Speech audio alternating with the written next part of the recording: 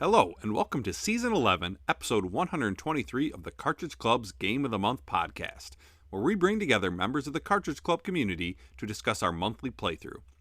If you're new to the club or are interested in participating in future months, please join our community Discord or follow us on Twitter at Cartridge Club NA.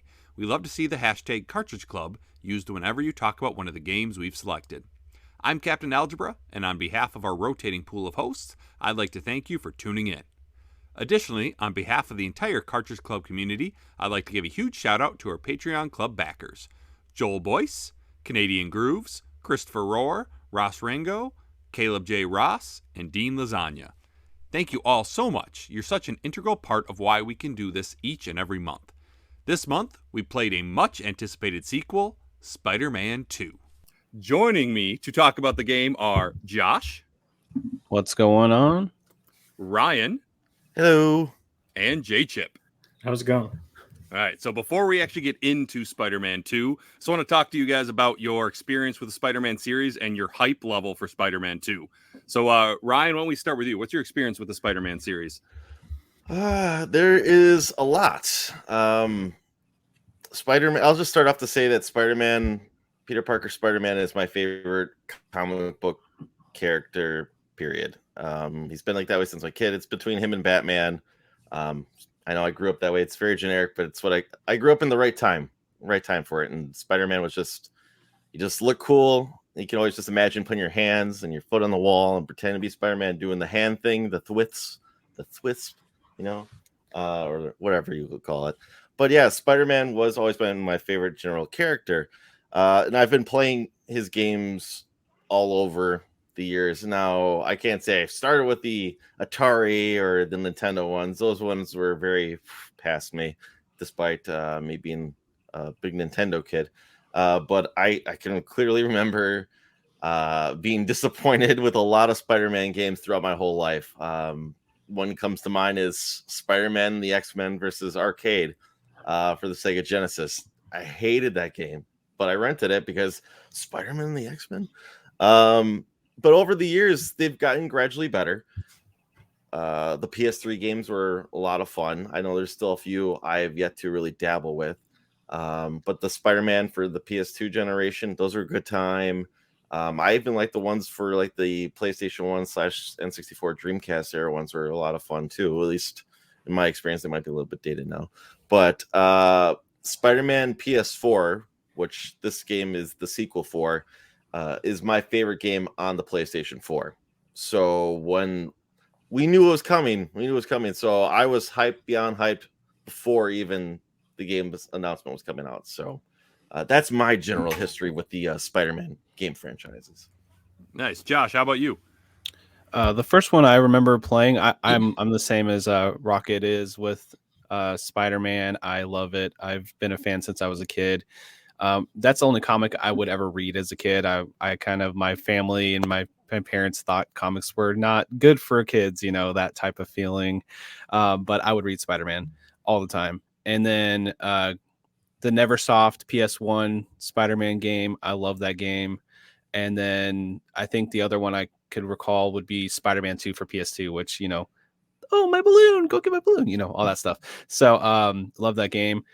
When they announced the PS4 version, the Insomniac Spider-Man game, I was like, Insomniac, they're amazing developers. They know how to make a really good game, from Ratchet and Clank. They know how to make a good variety in the gameplay. And I was like, okay, this is going to be awesome. This looks really cool. And then when it came out, loved it. My favorite game, 2018. It's up there as one of my favorite games on the PlayStation 4. And then they launched the PS5 with Miles Morales, and I thought that was really cool to see like a nice 8 to 10 hour experience, and it kind of got your foot wet with the new next gen system. So when they announced Spider-Man 2 and they're like Venom's going to be in it, I'm like, okay, yeah, this is going to be badass. I can't wait. So yeah. Nice. And J-Chip, how about you? So I was a little kid during the Tobey Maguire era of Spider-Man. So I was able to see Spider-Man 2 in theaters, and that was probably the peak of my Spider-Man, not peak. That was when I was starting getting into Spider-Man. So didn't really get into the comics, but I knew a buddy who had the GameCube version of Spider-Man 2. And I would just imagine that was like GTA, but Spider-Man, Mhm. because it's open world, and we never really play through the missions. We just swung around because, I mean, that's fun. Um, I did try Spider-Man 3, and then I just didn't like it, the game at least. Um, After that, like, I don't know, I just never really played any of the other games. I just wanted to watch the movies. And then Spider-Man PS4 came out, and I thought, okay, this is Insomniac, and they make really good games, so I wasn't really too worried. So I got it the week it came out, and that was all I was doing that week, was just playing Spider-Man 4 and Spider-Man PS4. I mean, and I really liked it. Spider-Man Miles Morales, I felt, was really good. The uh, the ending to that game actually really caught me off guard, because I didn't expect like they were going to go that route. And then I saw Spider-Man 2 was coming out for PS5, and I was hyped. Awesome. So for me, like we had some comic books as a kid, like so I knew of Spider-Man, but it wasn't. I didn't really know much about them. I didn't know the backstory. I didn't know there was a difference between Peter Parker and Miles Morales. And so the only game we had Spider-Man related as kids was that Spider-Man X-Men or Arcade's Revenge, and that was terrible, like Ryan mentioned. So like I would put it in every once in a while because obviously as kids you don't have that many games, you just got to make do with what you have. And yeah, it was never that good. So then I really didn't play any other Spider-Man games. I watched the Sam Raimi movies and I liked them. So that was really all I knew of the backstory of Peter Parker. And so when Spider-Man for PS4 was announced, I didn't even know about it. My buddy Seth, who's another big gamer, actually told me about it, and we were hanging out and he showed me the trailer. I'm like, this looks awesome. And I knew Insomniac. I liked their stuff. And so I actually picked it up day one and loved it. And so I couldn't wait for Miles Morales. Played that, enjoyed it. Again, that was the first time I'd heard of Miles Morales, so I didn't really care like about the story or anything. So because whatever the game told me, I just accepted, because I didn't have any comic book stuff to kind of sway me from that. And so when they announced Spider-Man 2 and Venom was going to be in it, yeah, that was awesome, because even as a kid, I knew of Venom and he just looked badass. So I was pretty pumped. And so yeah, seems like we're very hyped for Spider-Man 2. So let's go ahead and get into it. And we're going to get to Josh is going to share the story with us. So are we doing spoilers or just kind of like what it is going in type of feeling for the story here? I think spoilers. This is a full spoiler cast. Okay, so it's set 10 months after Miles Morales. We start the game off with an incredible Sandman battle. He's just terrorizing the town, full tower-sized, Empire State-sized Sandman destroying the town with a bunch of set pieces. This game has a lot of different things going on. So basically what starts off, it's pretty much, I would say, the heart of the story is Miles Morales trying to live up to Peter Parker's Spider-Man and be his own version of Spider-Man. And the cool thing about the game and everything is the story revolves around both characters, and there's a lot of missions that you can jump back and forth between to see different sides of the story. The primary thing with Peter Parker is like he is trying to kind of like edge his way away from being Spider-Man a little bit.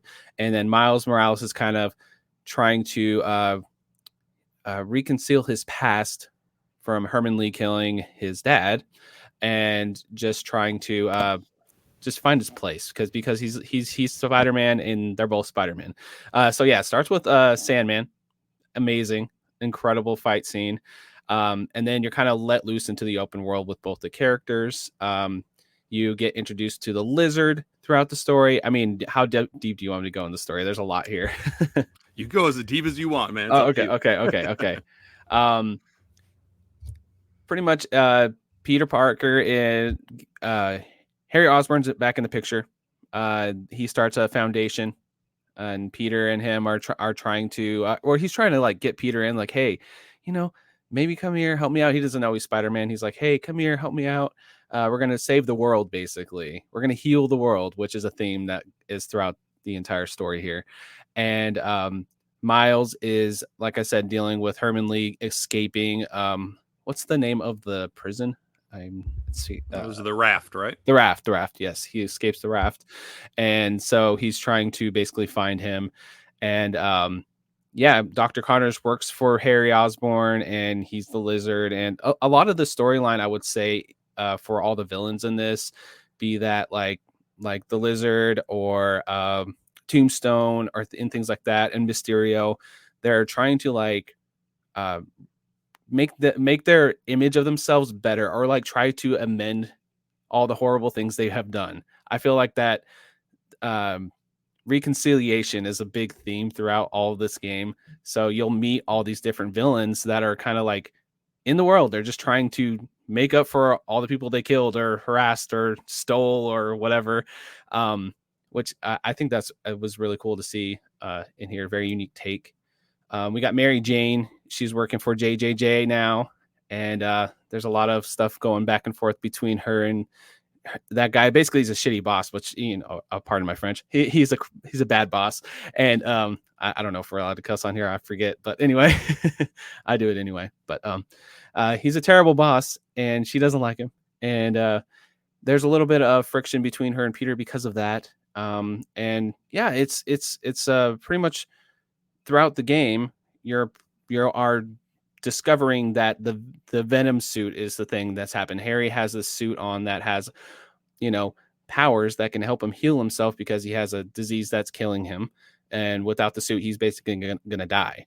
And then we find out that, he turns into Venom, and, there's a lot of symbiotes, and there's all that happens. And then in the background, all this during this buildup, we have everything with Vulture going on, or Craven, sorry, not Craven, not Vulture, Craven going on. And he's trying to build up his forces, and he's basically trying to have the ultimate hunt. So he finds out that he thinks Spider-Man's the ultimate hunt because he's super powerful. So he's kind of after Spider-Man and all the different villains, and he brutally kills a lot of them too. So that's kind of the main premise of the story. We got Craven, we got Venom, and then Harry's in the picture with Miles and Peter kind of having their, brotherly love going on. They hug a lot. They're trying to help each other out. And, that's shown through the gameplay where you can switch between the characters. And I think it's done really well.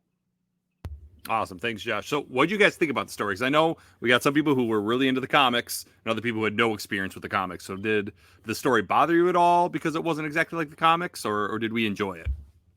I think we're leaving that open for Ryan here. Yeah, go on, Ryan. I will say I'm very lukewarm on the story. I know they did change a lot of things. It's one thing I kept trying to tell myself throughout this playing it is Marvel. One thing they do about themselves is everything is its own universe. So this is the Insomniac universe. This isn't 616. 616 is the comic book universe. Despite them trying to say the Marvel universe, the MCU, 616, it probably isn't. They've already changed so much of it. Keep that, make up a different number and go with it for now. Right. So I have to tell myself, yeah, okay, that's fine. When the first reveal of like Venom was there, and they came out and said it's not Eddie Brock. Eddie Brock isn't Venom in this game. I was kind of like already a little disappointed hearing that, because like Spider-Man being one of my favorite characters, Venom's up there as well. I like Venom a lot. And the thing is, I really only like Eddie Brock as Venom. There's a lot to it. He had a redemption arc because he started off being essentially made the comic evil Spider-Man. That's essentially what Venom was when he was created. And he became so popular that they put him on any comic they put him on the cover for, it sold huge in the 80s and the 90s. So popular that they're like, this guy needs his own comic, so we need to make him a good guy. So they made Carnage to continue that villain side, right? So they branched it off for that reason. Now, I will say there is a lot of terrible Venom runs. And a lot of it features Eddie Brock.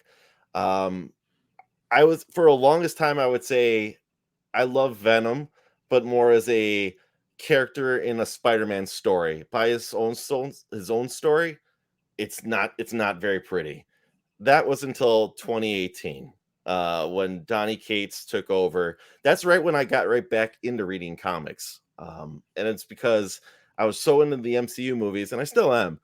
I was just like, you know what? I kind of want to go back and start reading a couple of books that I liked as a kid. So I bought Daredevil, I bought Spider-Man, and by Spider-Man, I bought Amazing Spider-Man because that was the runs I would read as a kid. And Venom was just starting up. So I grabbed Venom, right? And that was the start of the Donny Cates run. This video game takes a lot of Venom story from that whole run. And it's a great run. You can even particularly tell these are just two books, issue 5, Venom with the wings. We see that in the game here. Yeah. The Carnage story that's spinned off of this. You can see the spiral heads. That is from this era. None of that came until about 2018 is when that run started and ended in 2021. So they just finished their 2018 release of Spider-Man, and they're like, all right, we're doing Venom. So they must have heard all the buzz, because that's the thing, is that book was like the hottest book in comics for about 2 years. So when they first said Eddie Brock isn't Venom, I was already kind of jaded. And then in my head, I'm like, well, the easy answer is Harry. Mm-hmm. But why would it be just that easy of an answer? All right. So if you remember from Spider-Man 2018, like one of the last scenes is like they say, oh, Harry's on a trip. And then eventually Norman goes behind his like secret door, and there's a tub, and you see like some mystery goo in there. So I'm like, that's just too easy. That's just too easy. It's got to be something else.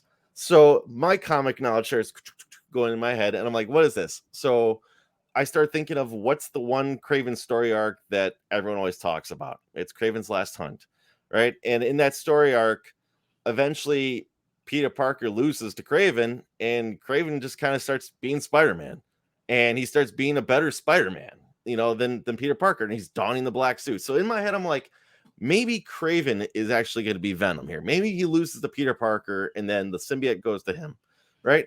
That wasn't the case. So, I'm like, all right. And then in the story here, one of the first reveals that Harry is Venom, he dons the Agent Venom suit.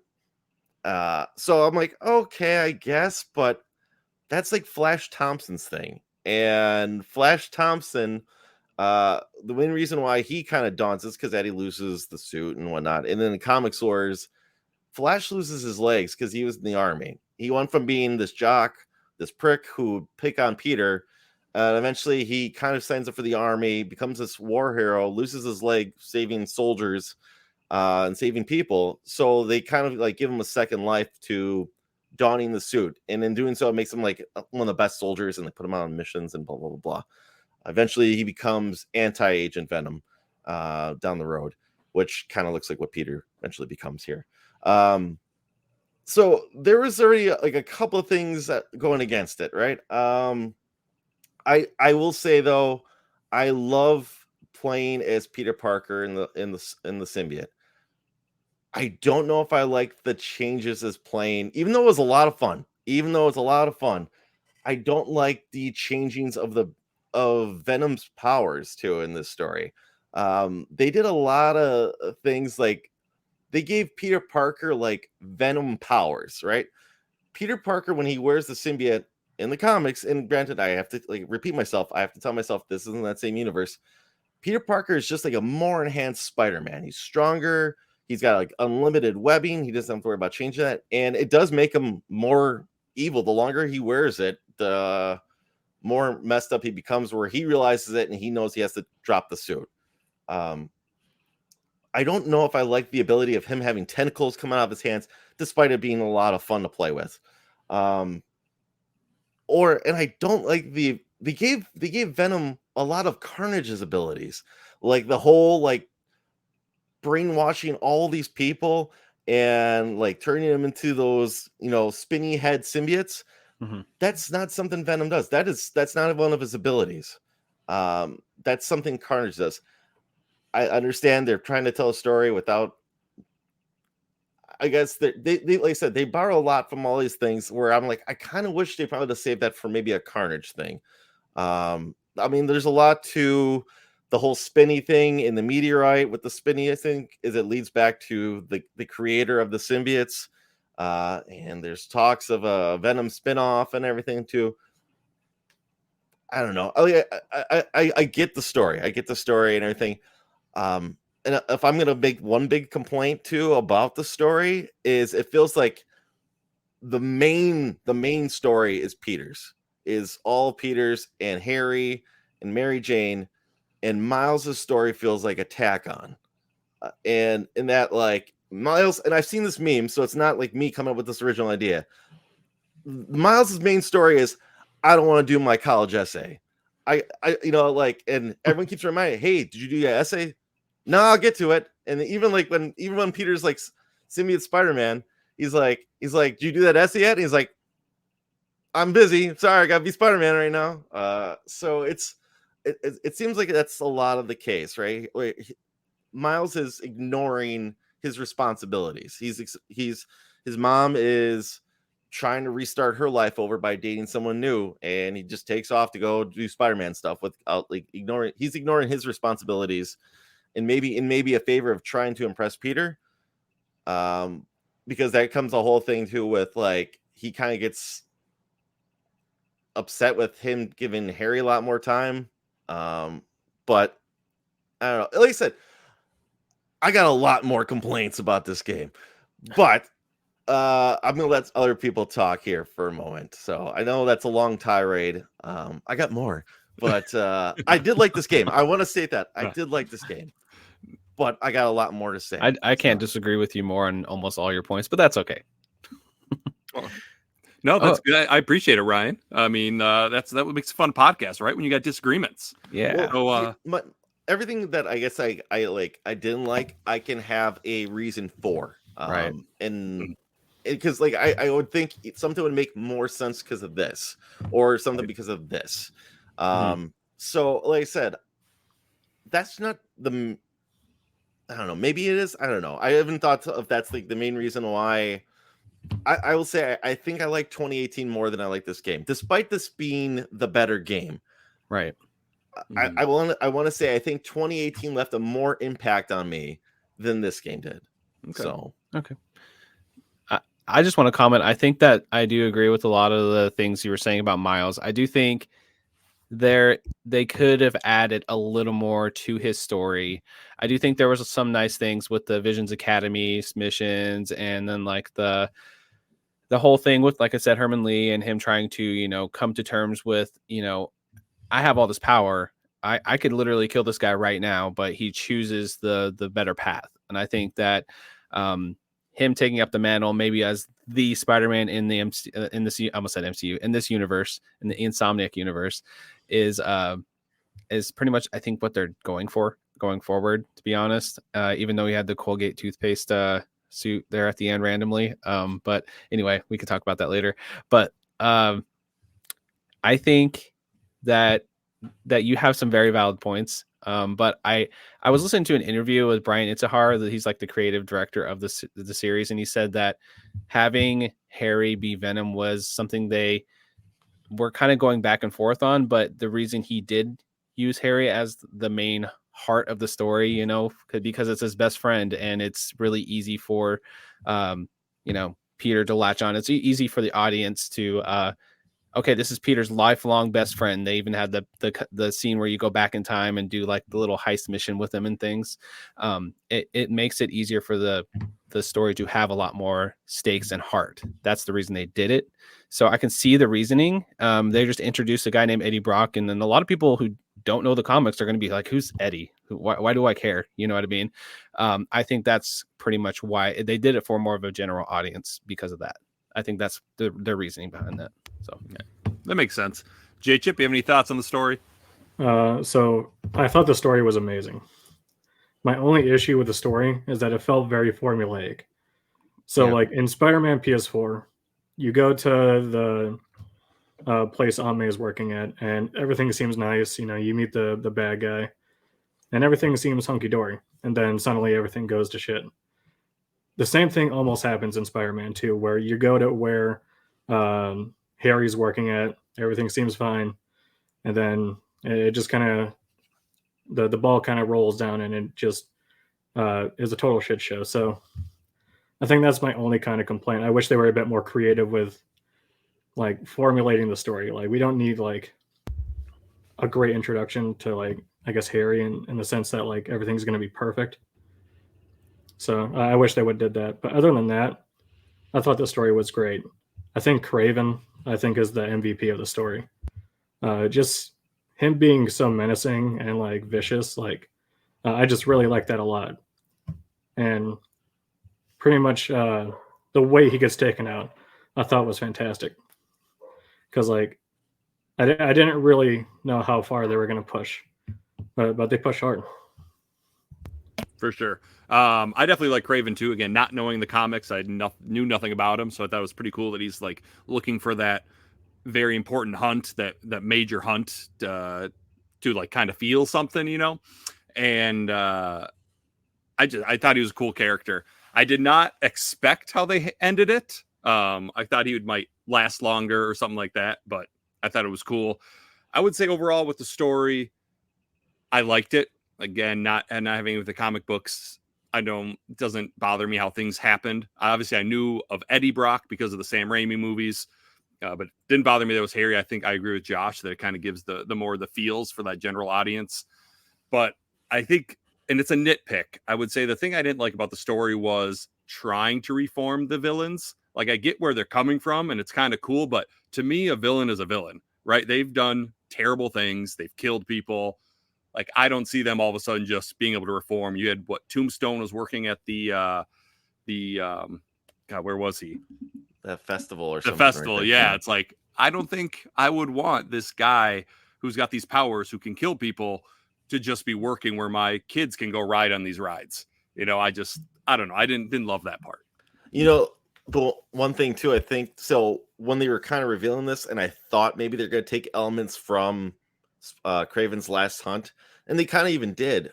There's that one mission where you're sneaking around his like that mansion he's like hiding out in, and I think you find out like the paperwork that he is dying, which is kind of from Craven's Last Hunt too. I think he's dying from cancer. It's either that or some disease, but he's slowly dying. That's why it's important for him to get that last like rewarding hunt before he dies, and he can just call it, you know, a day. Because at the end of Craven's Last Hunt, the comic, he shoots himself in the face, and that's he finds it's a success.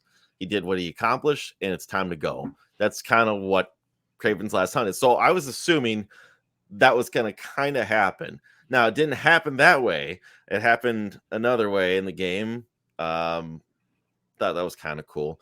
But I was also, one of the main reasons why I also thought Craven might be Venom is there is another story from a couple years ago called Spider-Man, what is it?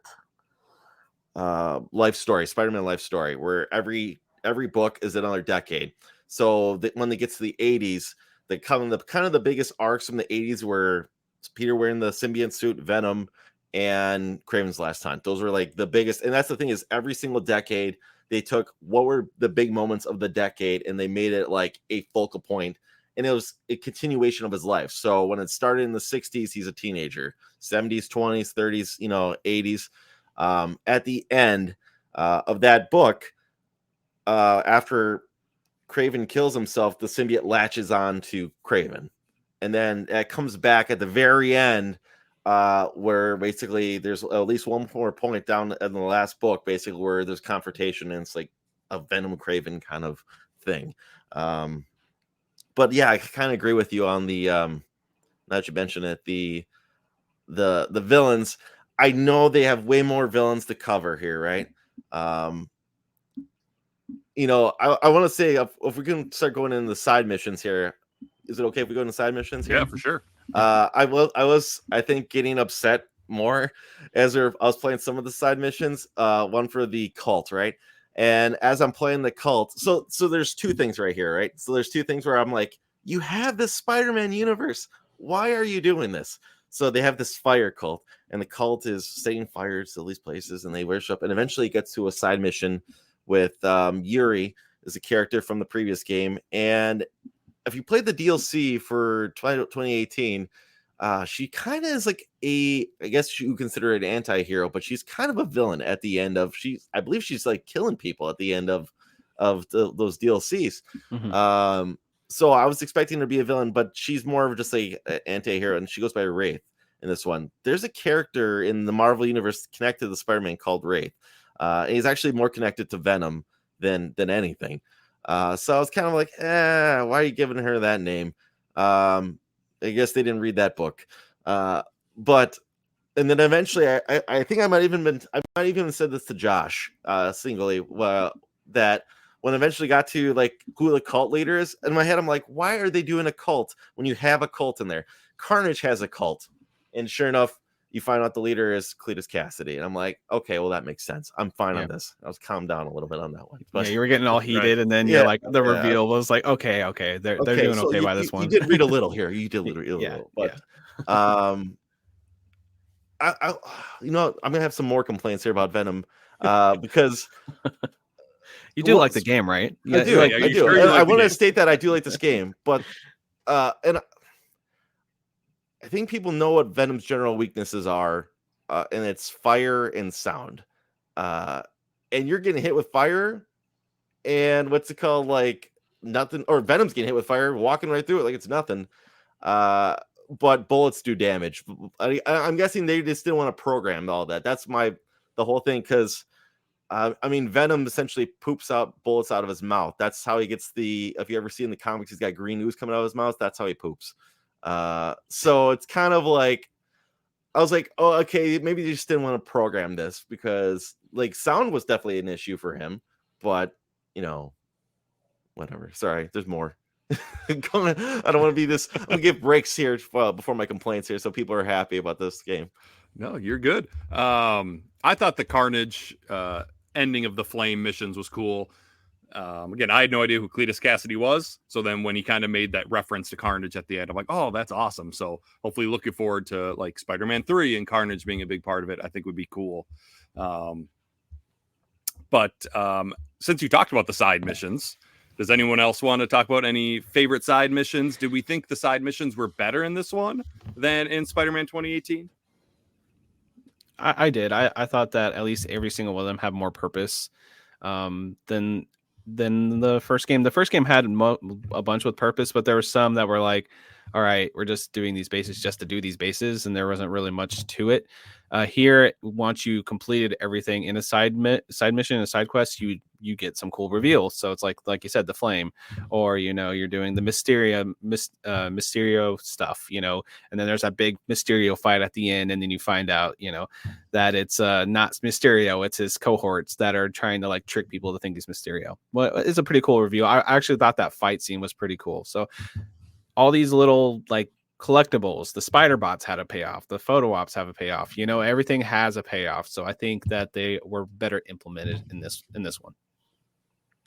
Yeah, and I really like that you only have to do that mission as Miles Morales. Like, it gives him a little more something to do other than just do the main story. I have a couple side missions I actually really did enjoy, though. We're going with the positives first this time. We got a positive here. I love the reveal of the chameleon. Yeah, some of it, I will say, some of these side missions I feel kind of really heavily inspired from the Arkham games, namely the chameleon and Mysterio. The chameleon one felt very much like Hush, but there's a lot of similarities between Batman and Spider-Man, DC, Marvel. So that was actually a really nice reveal, because he is like stepbrothers with Craven. So I was kind of glad that they actually included Chameleon in this, even though if you don't really fight him at all, and maybe branches more often to the next game, I did like that a lot. That, and I thought the Mysterio one had kind of a Scarecrow mission feel to it too, like from the Arkham games. I did enjoy those fights. A lot easier than the Taskmaster fights from the first game. This where you had to get at least a silver or above. This was a lot easier to accomplish than that was. And those were a lot of fun. Yeah, I had the same thought about the Mysteriums, how like it felt like Scarecrow. So that was pretty cool. They were probably my least favorite ones though, just because some of them are time related and I hate being timed in games. Like I don't want that added pressure. Like just let me do the fighting and maybe have to not get hit or something like that. I enjoy that kind of stuff more. It was still a super cool ending when you kind of like fought Mysterio at the end, but I don't know. Some of them weren't great in my opinion. I did like the Marco Memories ones. That was just kind of fun. I thought it was an interesting story about his daughter and stuff like that. And it was just kind of cool getting those pieces of rock and putting them together and kind of seeing the statue at the end. Yeah, I thought the Friendly Neighborhood Spider-Man app ones were really good, especially like helping Howard, where you helped him, set free his pigeons and things. And it was just really nice and heartwarming. And then him talking, finding was it the grandfather or grandmother in the Central Park and talking to him, and just it's very Spider-Man-y stuff, which I love that because it just adds more characterization to this version of Spider-Man. I mean, I think the voice actors in here are awesome anyway, but just hearing them be, literally the friendly neighborhood Spider-Man, having that, feeling to it was really nice. Ryan, did you have any negatives about the side missions? I know you got them. Some criticisms. Yeah, I'm starting to get to the point where get to the point of this. I didn't really was bothered by it in 2018, but now I'm starting to like the side missions that aren't Spider-Man related. And that I mean you're not Peter or Miles. I rather just not have those in the game at this point. Like the Mary Jane one, I guess was okay. With the she's a little overpowered with the Silver Sable gun and adding a little web shooter to it. And I get it, it's for storytelling purposes, right? But the one with Haley, I thought was like a waste of time. I felt like that was kind of like a slow down kind of point of the story where like that actually like gave me some emotions. I was like tearing up. Like I thought that hit me in the feels for real. Ryan doesn't have emotions. No, you're tracking down. Oh, I do. Just for it's basically just Miles. Basically, just he's trying to hype her up basically because he's trying to get to her digits, right? So he's trying to take her to a dance, and that's all that mission felt like. Where he's like, good job, and it's just her, finding an artist and saying, hey, why don't you come to this art hall? And I'm like, what? It to me. That was skippable. I mean, what about the Hornet, like little Ratchet and Clank basic side missions where you're like flying around little hornets, shooting fake hornets and stuff? That was a little bit more fun. You like that more? Okay. I did, even though it was dumb. It was better than chasing birds from the first game. That's true. Yep. I like the photos a lot more for 2018 because why? It's because it was giving more character to New York in that like, and I get they're trying to show character for like the people of New York, but the previous one where you're taking pictures because I think it required it for the platinum, right? I don't know if you did it, but it was awesome in the fact that it was showing you Manhattan, a recreation of Manhattan. But where does Marvel fit into Manhattan? Okay, so the Sanctum Sanctorum is right by Radio City Music Hall and all that stuff. So I'm like, oh, that's really cool. So if you ever been to like Manhattan, it's actually like, you're like, oh, that's really cool. I stayed at that exact hotel, that building right there. And it's like 4 blocks away from this thing. And I'm like, that was a lot of fun. It gave like the character of New York was, I don't know, I think done better in the first game than in this one.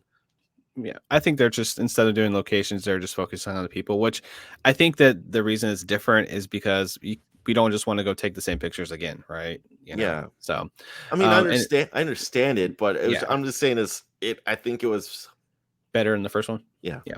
Okay. My comment was going to be, I like that they switched the backpacks to spider bots, and I thought this whole spider bots thing was cool. I liked hunting the spider bots. It was really, and they told you how many was in a region, so you kind of just swing around until you see the little like glowy orbs, and then you get a little bit of like, oh, this is the Spider Ham one, and this is a Spider Gwen one, and then you're like, okay, there's going to be something multiverse related, and obviously at the end, you get the little tie into the Spider-Verse movies, which is really cool. I was popping off for that. So yeah, I liked the photo ops and the spider bots as just kind of like a change of pace. You know, you're not fighting stuff or doing these big missions. They're just little things you can do while you're uh, swinging around the city and going to another mission and stuff. It was something nice. But I struggled finding the spider bots sometimes because I was always like up in the air. It's like I should be able to see that glowing ball. Like it should appear a lot easier. And then towards the end, I realized like it was actually easier to see them on my map first and then locate the glowing ball from then. Chip, you have any thoughts on the side missions? I really like the Sandman side missions. I thought those were fun. I really wish I had the black suit, the webbed black suit from Spider-Man 3 before I would do that because I don't know, I just feel like that's a little appropriate to do. Other than that, I felt the side missions were pretty good for the most part. The Spider Bot one I didn't really like. I just wasn't a fan of like the payoff of that one because I thought it was going to be something bigger, but kind of let me down. So I'm not really sure what was going on there. But other than that, I would say the side missions were pretty good. Right. And I want to go back to what something Ryan said. You talked about like the Haley mission and then the MJ missions. I do like that MJ wasn't completely helpless because that's one of the most annoying type of side missions in games is when like you have to play as another character that has no powers and is completely helpless and you just basically have to hide and sneak around. So it was nice that even though she was overpowered, you could at least do something. Yeah, and to add to that, like the Haley mission, like I get where Ryan's coming from, but I found it kind of interesting that you're playing a character who can't hear anything. So I don't know if they ever do a Miles Morales 2 and they expand upon Haley missions. I would like to see where they would go with that. So we've talked about side missions and the story. Curious with gameplay. So the gameplay is pretty much the same as Miles Morales in Spider-Man 2018. You can get your upgrades to the gadgets and the suits. And I'm curious, what was your fighting style? Like, how did you prefer to fight hordes of enemies? Like, did you have any certain tactics you like to use? Sneak around until they find me, and then I beat the shit out of them. I'm a big fan of the stealth. So doing the blinds and the bases and anything that's like, you know, I'm gonna be sneaking around. I love the new the web that you can just place anywhere inside of the environment. It's just a nice additive thing for the stealth. So basically by the end of me going into a base, I feel like Spider-Man because there's 32 dudes webbed up on top of these webs. So it's super cool. And you just feel like, you know, it's like Arkham. It's like the other Spider-Man games, you know, the stuff's pretty similar, but adding that one gadget, it just, yeah, I just love that. And then if you get caught, you know, well, I have these badass symbiote powers. I'll just slam people down with my giant tentacle arms. Why not? You know, so pretty cool. It was fun. I will say some complaints about the gameplay. Of course. But he likes the game. Remember, I do like the game.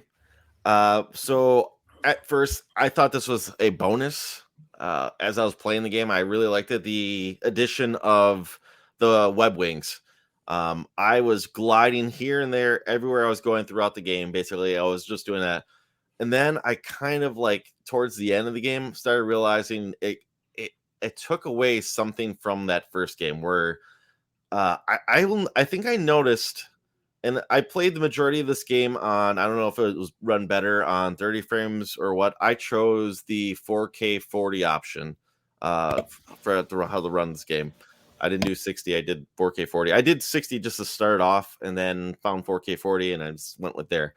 I didn't find it smooth to run on the buildings in this game at all. Swinging between the city, like the first game, I did so much like running on the buildings and jumping between back and forth and everything. I felt like that one felt a little bit more clunky in this game for whatever reason.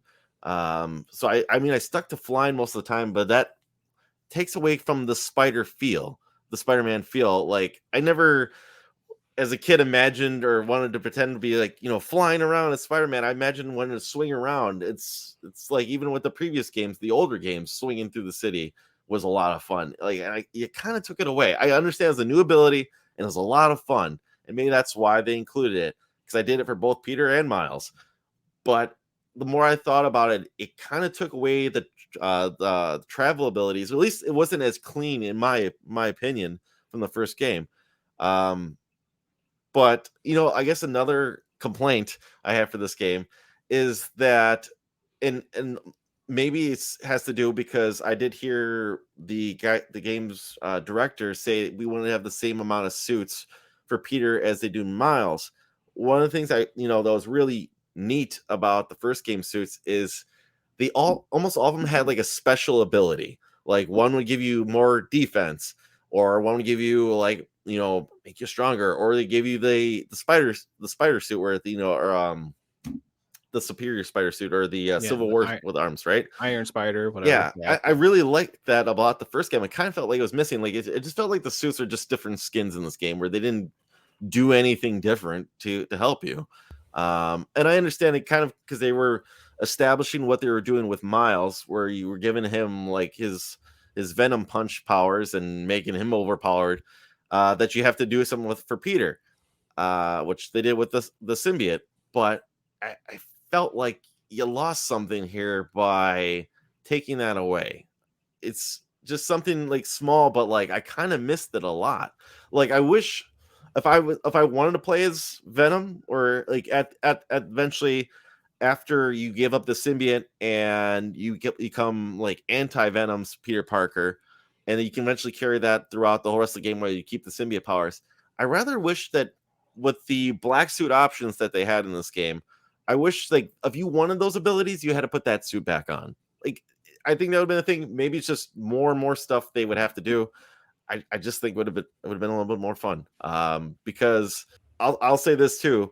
For all the suits I played as classic like 80s, early 90s cartoon black symbiote Peter Parker with the blue haze. That's my favorite rendition of symbiote suit Peter Parker. I know they have the red haze, which is kind of from the cartoon. That's kind of neat. I like the all abilities where you can customize the suits, but that blue haze, I even love Venom with that blue haze, or even the bluish Venom. Like that's my preferred Venom. Not just the jet black, but I don't know. That's like I said, just I believe me, even after like you lose the powers and you get anti-Venom powers, I was still rocking that black suit symbiote. Even when they had the gooey one, the story told Venom suit, I went right back to that, flipped it. As soon as that became unlocked, I was rocking that. That's the suit, even in Tony Hawk Pro Skater 2, when you unlock Spider-Man, that's the Spider-Man I play as, because that's my favorite outfit period. I know some people like the black or the red and the blue. This is mine. So nice. Well, before we get more into the suits, were you more of a stealth fighter or just attack enemies, Ryan?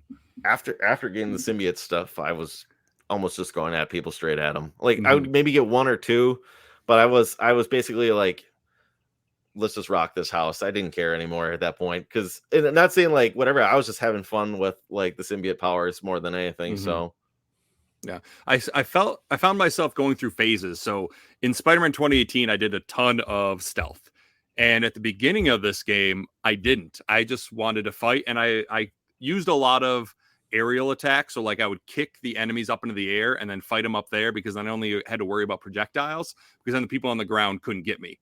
And especially if I was on a building, because it was just fun to kick them off the building and then not have to worry about them.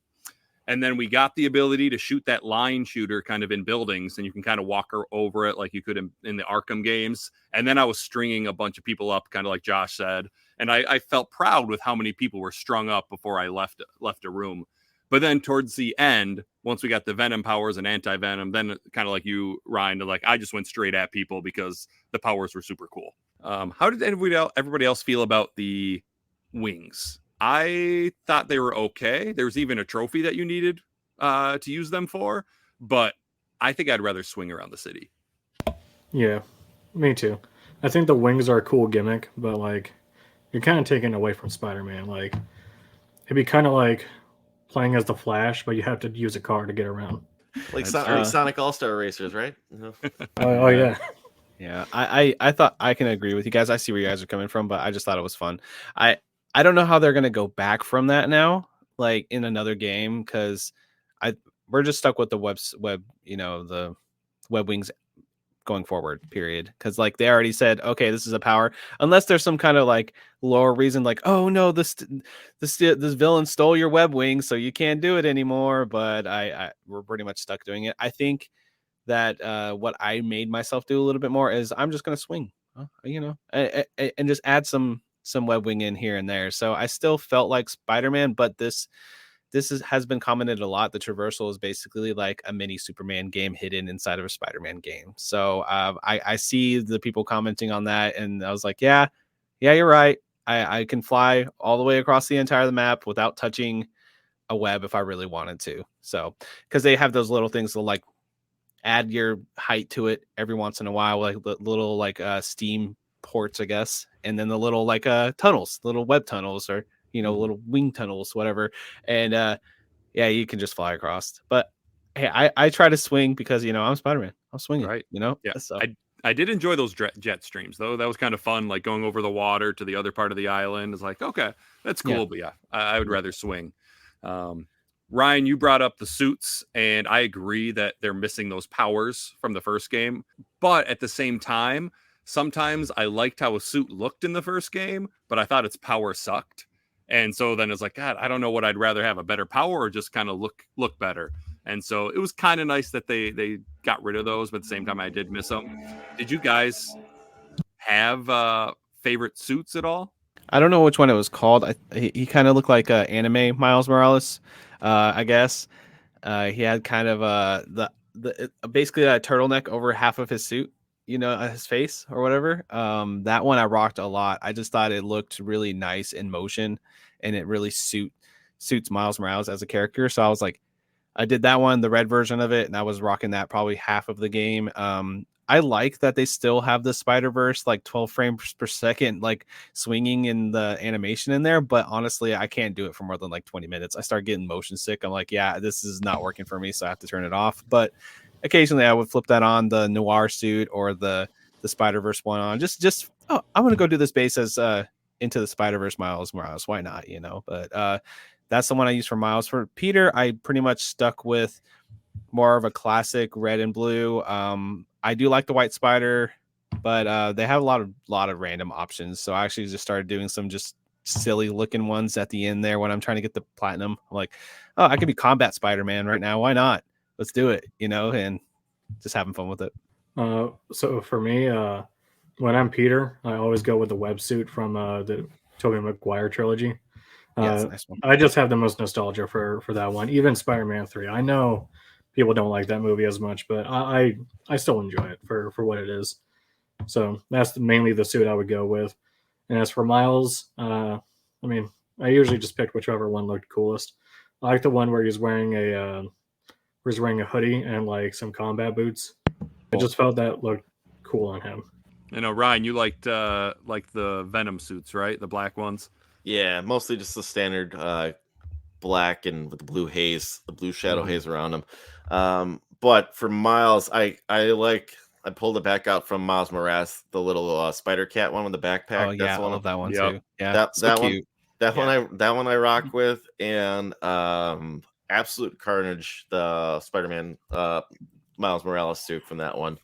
I think there was another one. There's like two from that one. I was flipping between it, but I think I can't remember what the name was from it. But I believe it's just like the two ones where I think the other one is they didn't want to probably give him this suit the exact, because he would have to have 8 arms from the Absolute Carnage series, because he kind of, that's what, when he gets possessed by Carnage, that's what he becomes. But they had like 2 Carnage variant suits, so I rocked with those a lot. Those are the ones I kind of mixed up if I wasn't playing. I think Classic was one I was going with Miles. Not the one that was the standard. There was the Classic that I think is just based off the comics. I like that one. I thought it was much more of a clean look. Yeah, I love that they have color weights in this too. So it's like, I'm not really feeling this version of the black and red, but this one is reverse black and red, and wow, that looks really cool. So let's try that out for a bit. If you want to be yellow and purple, why not? Some of them are weird, but like I thought it was cool that they gave you that option to kind of, be your own version of that Spider-Man, which is cool. Right. Yeah, for Peter, for me, I kind of switched between three. It was Iron Spider. I just like the look of that one, and then Webbed Black, similar to J Chip. I just like the look from the movie with that like extra kind of white lines there. And then, but once you got the Anti Venom, that's what I stuck with. Like, obviously, it wasn't much left in the game, but that was, I think, my favorite. And then for Miles, there was the programmable matter one. It almost looked like mirrors and stuff, and kind of it was very edgy. I thought it was cool. And then the smoke and mirrors. Once I finished the Mysterium side mission and you got that suit, I'm like, this is badass. It kind of reminded me of the White Ranger from the Power Rangers, which I was a huge fan of as a kid. I'm like, okay, this is awesome. So I'm pretty much stuck with that the rest of the game. You know, you mentioned Power Rangers here, and that's one thing I put in my notes why I think I always like Peter Parker, symbiote Peter Parker, because to me, it's like, it's almost like if you ever watched like Power Rangers, there's always a couple episodes, not very many, where the Green Ranger would hand over the shield to he's like, you got to take this, Jason, or something like that. And I'm like, dope. You made the Red Ranger more powerful. Dope. You know, Yeah, that was awesome. And that's what I think. Like, it just was. I just always kind of associated or related it to that. It's like you're making Peter Parker more powerful. Dope. Let's roll with that. What do you think about the Miles final suit where he jumps in there? He's like, yeah, it's a Miles Morales original. And I was just like, I'm not sure if I'm feeling it with the hair sticking out at the top. I wasn't sure if I was feeling that one, to be honest. It kind of gave me some it kind of gave me some Beaker vibes. You know, I can see that. Part of besides it being ugly and trash and looking like a Colgate bottle, part of the allure to Spider-Man is you can't tell who's underneath the mask. It's completely covers, and that even Stan Lee said anyone can be Spider-Man, right? He said it before, and it's because he's completely covered. You can't tell who he is, but with that suit, you can clearly. You would just basically like, hey, I just saw this haircut like 2 seconds ago. Now this guy's walking on the street. That's got to be Peter Parker, or that's got to be Spider-Man right there. So like, it's not well thought out. There was, I think I might even share it with Josh, that there's an artist who like redid it and it looked significantly better. The same kind of layout, but a better color pattern. And I think they gave it like a hood, right? Mm-hmm. And that would have been a better option for us, because I don't know, if you're giving away your hair, you know, like you're especially when it's that recognizable of hair. Yeah. So yeah, that was my immediate thought. Ryan is just like, aren't people going to know who he is? Mm-hmm. Like that was kind of he's saving a citizen. It's like, hey, how's it going? Wait, Miles? Because he just sees the hair. Yep. Yeah. All right. Well, hey, we're all in agreement about something, right? And we had some negative things like Ryan. Yeah, we all have a negative right here, right? Yes, we do. Mr. Negative. Mr. Negative. Just call me Mr. Negative here. There you go. That's what we should have been calling you all podcast. Yep. So one of the last things I kind of want to bring up is the boss fights. I know Josh kind of talked about at the beginning with the story, like that intro with Sandman is a super, super cool fight. And you got some major boss fights throughout the game. You also have some minor ones. Were there any particular boss fights that stood out to you guys? I really like the... Oh, go ahead. The Sandman one is pretty sweet, because like that's the first thing you see, and it's like okay, we're putting that gas right now, and we're just not going to stop. Yeah, I love the Venom reveal is nice. Obviously, it's a really great moment. But the fight after that is Mary Jane as Scream. I did not expect that, for one. And I know Ryan's already rolling his eyes over there. I can see him. But I love that it's a very Peter Parker Spider-Man thing to have a marriage counselor, marriage therapy fight scene. Basically, they're going back and forth about their marriage and their relationship and fighting. And I thought that was such a cool way to do that. I mean, of course, they're going to be fine, you know, when everything's said and done. But I just thought that was a unique take on that boss fight. And it was a fun boss fight, too. All right, Ryan, let's focus on the positives first, okay? Positive boss fights. I will say I kind of liked the Miles versus Peter one. I thought that was a really fun battle fight where Peter is losing himself to the symbiote. I thought that was a fun fight where you have to trigger the bell to flare up the symbiote and whatnot. So that was a lot of fun. I will say fighting as Venom versus Kraven was kind of interesting too. I like that one, even though it plays more like a Hulk character. I thought that was a lot of fun. I guess in maybe Mysterio. I don't know. That was let's stick with the first two. All right, yeah, I'm agree with J Chip on Sandman. I love when a game introduces the game with such a big epic battle. God of War is one of my favorite franchises, and in God of War 2, you kind of start off with that battle against the Colossus of Rhodes, so it kind of reminded me of that. It was a really great way to start the game. I did like the Scream fight. Again, I have no knowledge of the comics, so I had no idea who Scream is. So I don't know if she is Mary Jane at all in the comics, but Ryan's like, nope. But I thought it was super cool to kind of, have Peter have to fight her and stuff. And then, I mean, it's kind of the easy answer, but the final boss fight with Venom, it just, you got the high stakes, and it's a brutal fight, and it's just epic and fun. And I don't know, Venom's one of my favorite characters, and so just to fight him was awesome. I did like, Ryan, how you mentioned like when you're fighting as Venom. That was actually one of my favorite moments of the game, when Harry first really becomes Venom and you're kind of like fighting your way up that tower and stuff. You're just so powerful, and it was badass. Now you can go with some negatives, Ryan. I guess like the fight versus Scream was fun. I didn't care for the counseling part. I get it. I get it's the story they're telling. And Mary, like I said, Mary Jane isn't Scream. That's not a big deal. Scream has several hosts. Scream just finds somebody else. I forgot the name of the girl who's currently got her. She had the Venom symbiote at one point in time, and she's got like devil powers. Scream doesn't really have like a set host. She just, whoever eventually her host will die, and she'll go to the next person. And I kind of wish they established it a little bit that like she is an offspring of Venom. Venom has many offsprings. There's so many symbiotes, and the thing is, most of them are uninteresting. But Scream always seems to have like a one where she comes back, like Lasher or Riot. They're all terrible. They're all around. There's so many bad symbiotes in the Spider-Man universe, but whenever there's a new one, people jump on the book.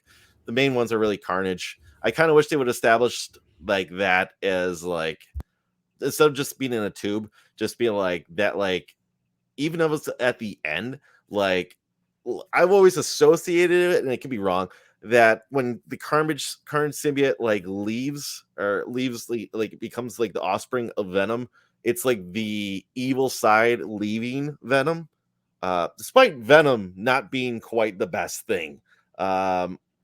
One thing I like about like Donny Cates' run, and it makes a lot of sense, he went back and did a lot of backstory for Venom, is that like Venom is seen as an addiction, like a drug addiction almost. Like it's sure it makes you feel great, but it's terrible for you and it's killing you on the inside. So like, and believe me, there's writers that don't do it that way. There's people that ship them together, that Eddie and the symbiote are in love with each other. I don't care for that stuff. That's changed around the time over here. But yeah, it's, I don't know. Like I said, I did like the Scream fight. Sorry, back to Scream. Sorry for that tirade. I guess like the Wraith one was kind of lame. I don't know. You should have just arrested her. So I don't know.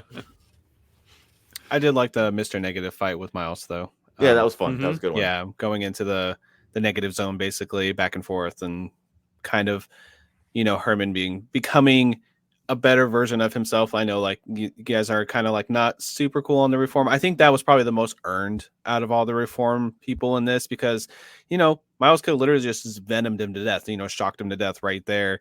He chose to let him go.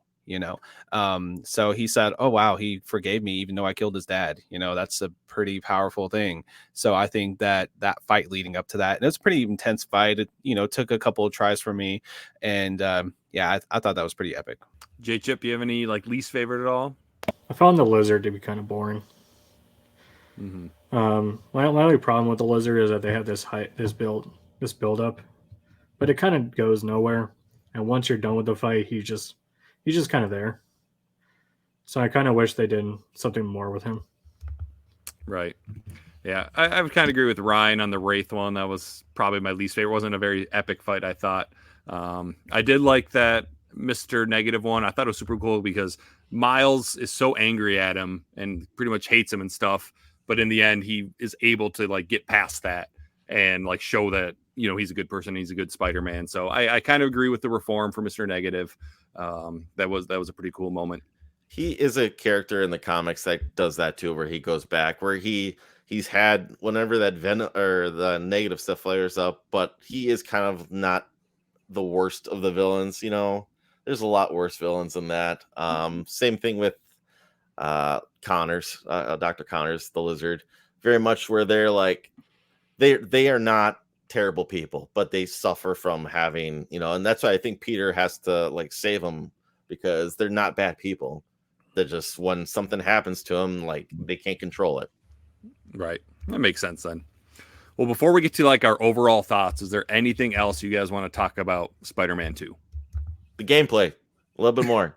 All right, go ahead. I want to ask everyone, because I've seen this a couple of times, but I know one person who I know was playing along at the same exact time, and he had his game crash on him several times.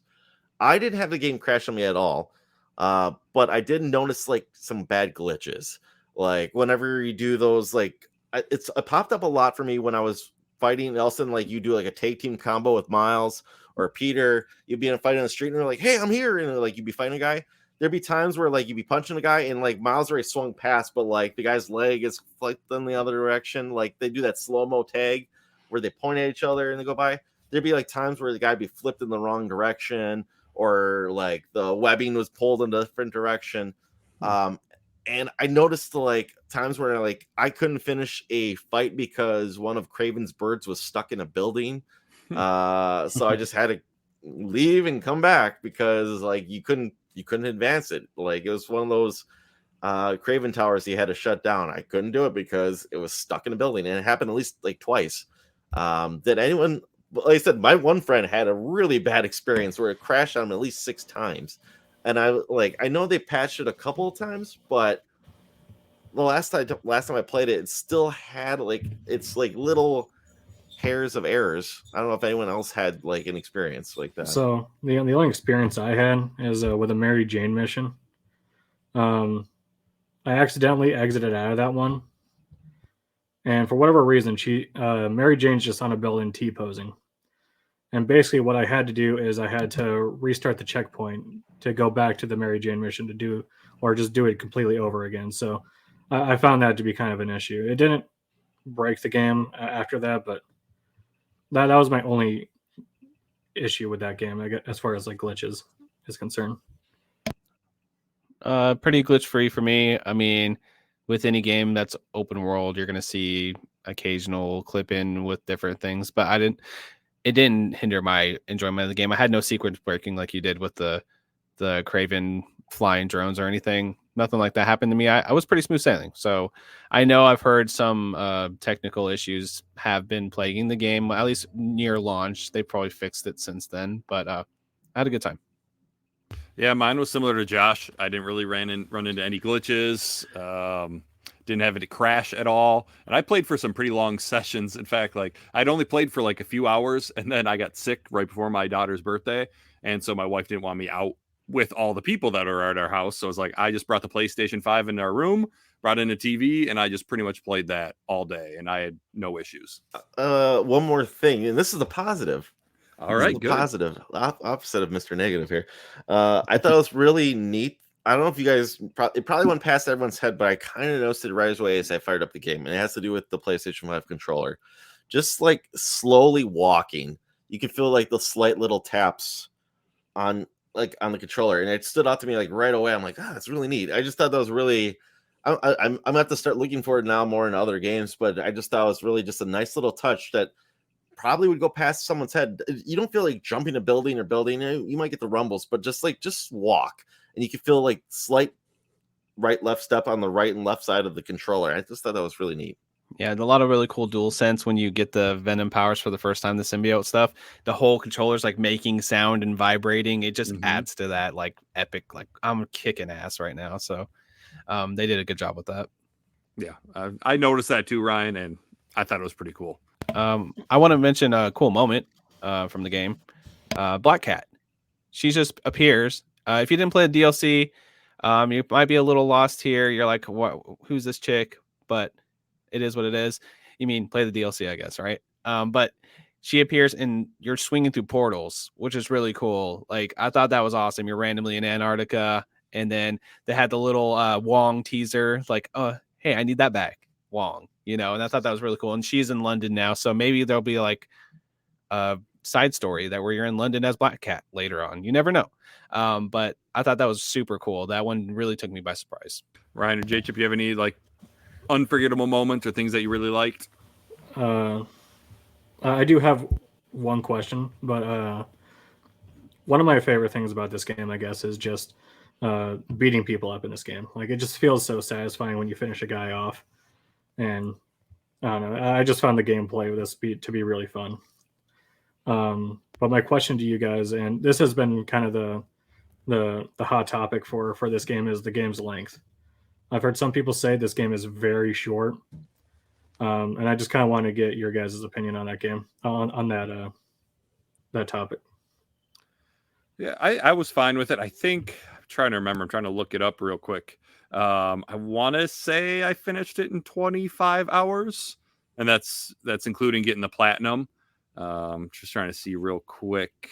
Yeah, yep, 24 and a half hours, which I'm fine with. I'm not someone who really cares about the length of a game as long as I'm having fun. A game can be 2 hours, and if I'm having fun, it's fine. Or a game can be 80 hours. If I'm having fun, it's fine. I felt like 20 to 30 is a good range because it's not going to overstay its welcome. It's staying fresh enough. So I was okay with the length.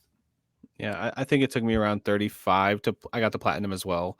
But the reason I love photo mode, and I take my time in games, especially if I know this is going to be a game I'm only going to get every so many years. So I'll probably like dilly dally a little bit. Oh, let's just go swing around a little bit, see if I see anything cool. So that's why it took a little longer for me. But if I was like, let's just get through this, it probably would have been like 25 or so. But yeah, I have probably 150 photo mode screenshots on my PS5 right now because I just love getting like that perfect shot. You're just perfectly annihilated, dude, and you freeze frame it and get that nice lighting and vignette and everything. I love doing that. So I got the platinum as well, and according to the PlayStation app, I put 39 hours into this game. So yeah. I do feel like the game didn't waste your time a lot. That may be a gripe against 2018, that there might have been in order to get the platinum, there might have been a couple really like tedious side missions. Even for like the ones like they're very minor. It's not like a gripe or anything. It's just one of those ones. Like if they're like I mentioned the Haley one, it wasn't that bad. It's not like god awful. It's just I'd rather just have done something else, if that makes sense. Like I don't feel the game wastes my time, and for that is I probably could have burned through the story and been done a lot faster. But like Josh said, these games come around like every 5 or so years.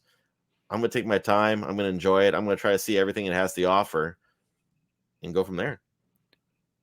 It's not ridiculous like Uncharted 3, where it's like a 6-hour game. When you come from like a 15-hour game down to a 6-hour game, that's ridiculous. This game doesn't overstay its welcome. My question is, did you guys ever think that Peter was going to become Venom? Like, I feel like they did a pretty good bait and switch there, because they even had the Tony Todd like voice actor come in for a minute there when he's like kind of like almost at the brink of being the most evil. I was like, oh, are they going to do that? And then we have to fight him as Venom and then kill him. That's where my brain was at some point during the game, which I thought that was pretty cool. I mean, then it ended up being Harry, which it's kind of like a Arkham Knight, where you're like, okay, he's going to be the bad guy, okay, it's Jason Todd. Yeah, same thing, right?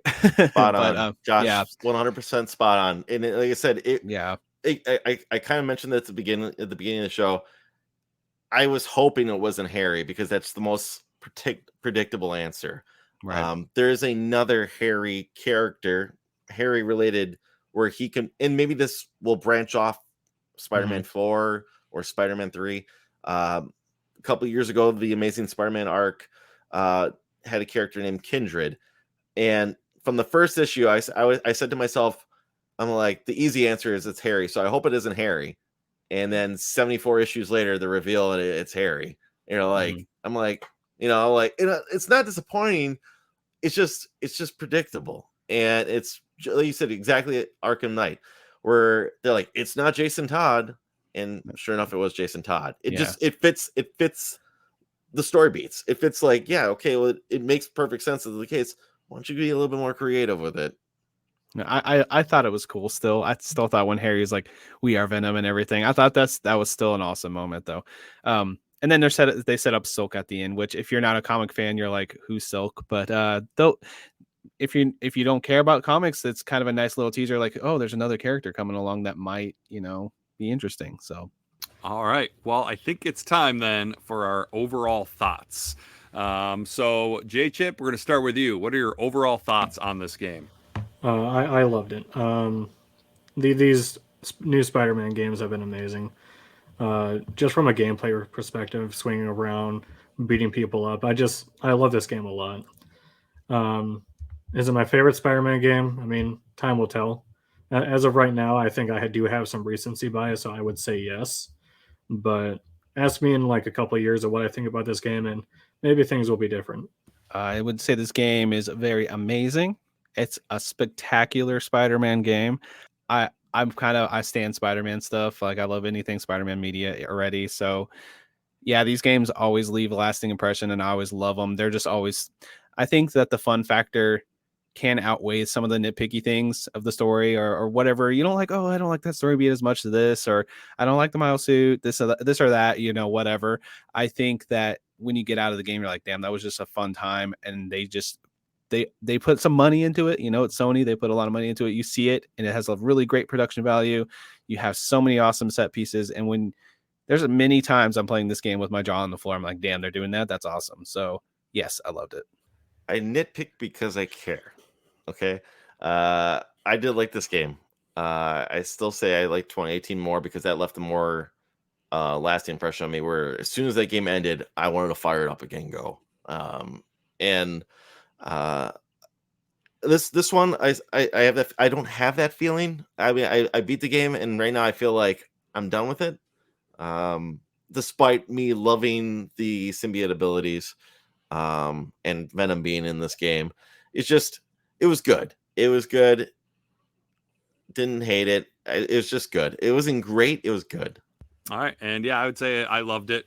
It was very fun. I didn't, like you said, there's some nitpicky things here and there, but it's not going to ruin the enjoyment of the game for me. And I thought it was a great successor to Spider-Man and Miles Morales. So now I do have a couple questions. Now I know Curtis has his questions of doom. These aren't questions of doom. I do allow halves when you're rating the game, so don't feel like you have to do 1, 2, 3, 4, or 5. You can do halves. So we're going to start with Josh this time. Would you play this game again? Yeah, I'm thinking about doing the new game plus going forward. I don't know when I could fit it in, but I definitely have the plan to play it again on New Game Plus. I mean, we'll see. I don't know if I'm going to go in 100% the entire thing again, but maybe do just the main story. Yes, but probably not anytime soon. Yeah, I would agree. I'll play it again, and I don't replay a lot of modern games. I'm usually trying to play a new game, but I feel like it's good enough that I would play it again. And now for the rating, where does this rate on a scale of 1 to 5? J Chip, go ahead. 4.375 out of 10. Very nice. Out of 5, I mean. Yeah, that's a big difference there. Out of 5 or out of 10? Yeah. I'll be nice and give it a 4 out of 5. Okay. I want to lean 5 out of 5, but I'm gonna get like a 4.8. 4.8 out of 5. Nice. Yeah. I'm gonna go straight 5. There's those little nitpicky things, but I think I loved every minute that I played it, and nothing took me away from that. So I'll go 5. And then finally, Ryan, we're gonna start with you this time. Where does this game rank compared to Spider-Man 2018 and Miles Morales? It's in between them. I would say it's number 2 of that power ranking. I want to say one more thing because I forgot to mention this in the overall thoughts because I think it kind of relates to this. One thing that playing this game, and it's not my original idea, but one of my friends mentioned this, and as soon as he said it, it makes perfect sense that like these guys should be making a Thor game. Like with the abilities that like how overpowered Miles was, and just like the swinging through the city and flying around, like this would be an amazing like Thor game, just going through the worlds and just like flying to the area, smashing and getting the lightning going. And I just can't help but like think that like that would be awesome if they can somehow. You have a formula right here. You're making all these other Marvel games. You have something right here for Thor, the God of Thunder. Yeah, that's a good point. I'd play that game. Same. All right, Josh, where do you rank this game? I think I can't. Can we do ties? I guess maybe not, but No, you can do it if you want. I would rank the first one maybe like slightly higher. Like I would probably still give this one maybe a 5. I'm maybe being a little more nitpicky, whatever, but I would say the first one just because it was such a cool thing. Like this is our first time being in Insomniac Spider-Man. I think that's the pop for that. I have the nostalgia. I'm nostalgic for a game that's 5 years old. You know, I felt really like this is my New York home. You know, home away from home Spider-Man game. So I'll just give that one a little bit of an edge, but I do think that this game would be a like barely number 2, like not much less. And then Miles is a little bit less because there's just not much more to chew on there because it's a smaller game. But I do think that's a great game too. So, and again, recency bias is going to play a factor into this, but Spider-Man 2, probably my favorite. Again, ask me in a few years what I think. Then it would be Spider-Man PS4 and then Miles Morales. I do really like Miles Morales, but as Josh said, there's not enough there for it to elevate higher than that. Yeah, I think I'd go Spider-Man 2 the top just because I love Venom so much. He's such a cool character. And I also haven't played 2018 since 2018. I think I only played it the one time. I platinumed it, and while I loved it, I just haven't gone back to it. So I think I would have to revisit again, and that might change. But for sure, it's Spider-Man 2 right now, then Spider-Man 2018, and then bring up the rear, not that it's a bad game, would be Miles Morales. So that is going to do it for this episode of the Cartridge Club Game of the Month podcast. Let's find out what we're going to play in the next couple months. So for December, we'll be playing Celeste. January will be Golden Axe 1 and 2. And February will be GoldenEye 007. Again, if you'd like to get involved with the club, I'd encourage you to follow us on Twitter at Cartridge Club NA. You can also visit our Discord for all kinds of discussion about past, present, and future games of the month.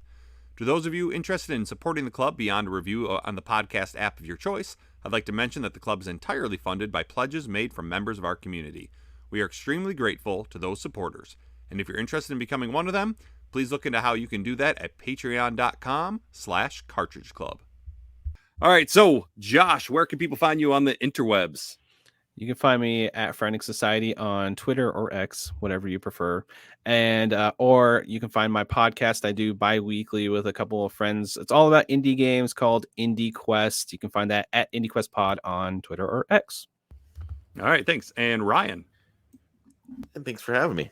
I'm also one of the hosts here for the Cartridge Club, but you can find me on formerly Twitter, now X, as I learned today. The handle of It's Rocket Sauce. I also have the Instagram with the same handle of It's Rocket Sauce, and I'm in the Cartridge Club's Discord. So say hi there. Awesome. Thanks for being here. And J-Chip. Well, thank you for having me. J-Chip Show, my YouTube channel. I'm also on Twitter at J-Chip Show. I do have Instagram, but not as active as I am on Twitter. But you can follow me there at J-Chip Show. So yeah, pretty straightforward. And I'm also in the Discord. Awesome. Thanks for being here. And you could find me on Twitter, Facebook, YouTube, Discord, Captain Algebra. I'm in the Cartridge Club Discord quite a bit. And yeah, be great to talk to you. All right, guys. Thanks again for being here. It was a great discussion. And we look forward to hearing from you all soon. Thank you for joining us. CC Unite.